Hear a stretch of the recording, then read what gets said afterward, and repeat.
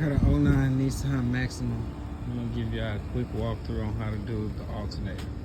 First step is to disconnect the battery. It's gonna be 10 millimeters to 10 millimeters. Took the battery out, took the tray out, and then the computers. I got this tab right here. You push that tab in, and then you'll be able to lift this connector up. When you lift it up, it's gonna push it off. You got 4 of them. Take them off, push them off into the cavity of the battery. And on the top, you're gonna have a bunch of these pop screws. I used this tool to get them off. It's gonna go along.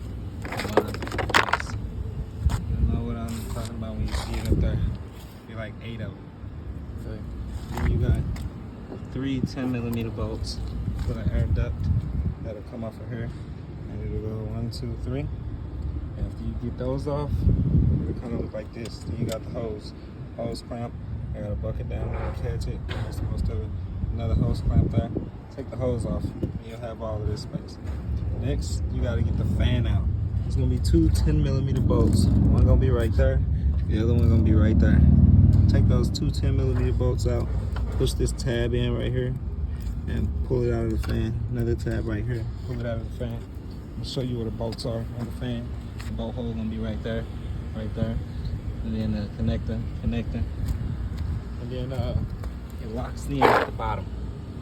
So after you take the 2 10 millimeter bolts out and the connectors, it's a slot down there that it locks into on both sides. Okay, that's what you set it into. Now you need all of this space in order to get this alternator out. So you get to the alternator. On the top is going to be a 12 millimeter bolt sitting on the top of the alternator there, and then you got the connector, which I pulled up top, and it's just a push tab. You push this tab in, pull it off.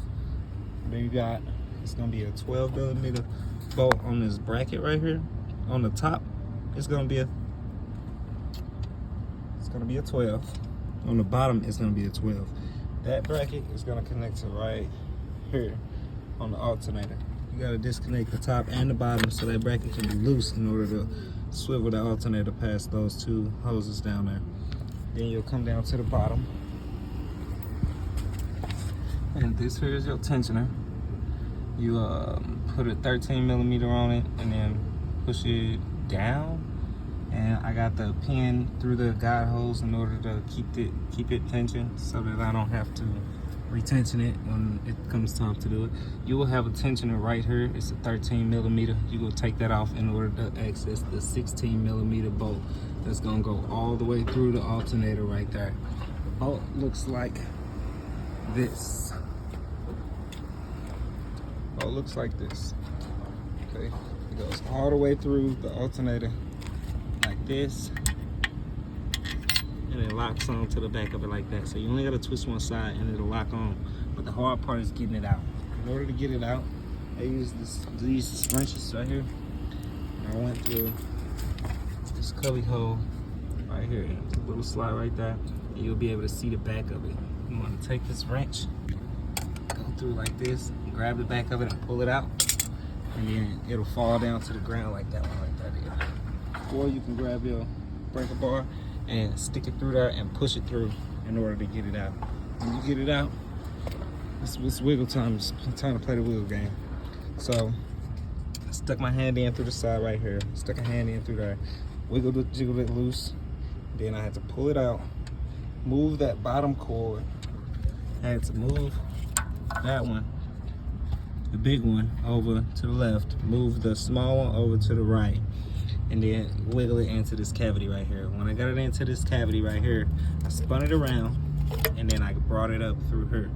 When I brought it up through here, oh, in order to get it through there, I had to disconnect the radiator so that I can get a little wiggle room. In order to do that, you got these clamps right here. They'll slide on right there. You just lift this tab up on the side, lift these tabs up, and it'll slide out that way. So now you got just a little more room, but that's all you need. And you got this screw right here. It's gonna slide in just like that. So it's gonna go in like so. It's gonna go in just like that. You see that groove right there? They're leaving that just for you to wiggle that in, and you're gonna spin it in. I can't do it with one hand because I don't want to drop it and bust the radiator, but you simply send it in like that. When you get it past the exhaust where the O2 sensor is, spin it, and then you get it back into the slot. Send that screw through. In order to get that screw through, I must do it with a magnet. I'm gonna take a magnet, send it around back, send it through, grab my pliers and pull it through, and put it all back together. But it's a 2009 Nissan Maxima with a 3.5.